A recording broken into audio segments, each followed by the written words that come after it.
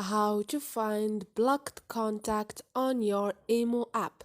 Hi guys, in this video I will show you how to find blocked contact on your Imo app easy and quick. So first thing, go to your application, click on it. Once you are here, click on your profile up there, and here you're gonna find settings, tap there, and you're gonna find again privacy. Once you click on privacy, you're gonna find this list and you're gonna find blocked list. Click on it. Here you're gonna find your blocked contact. Like you see, I have no blocked contact yet, but you're gonna find all the contacts you have ever blocked on your Imo app in here in this list, easy and quick.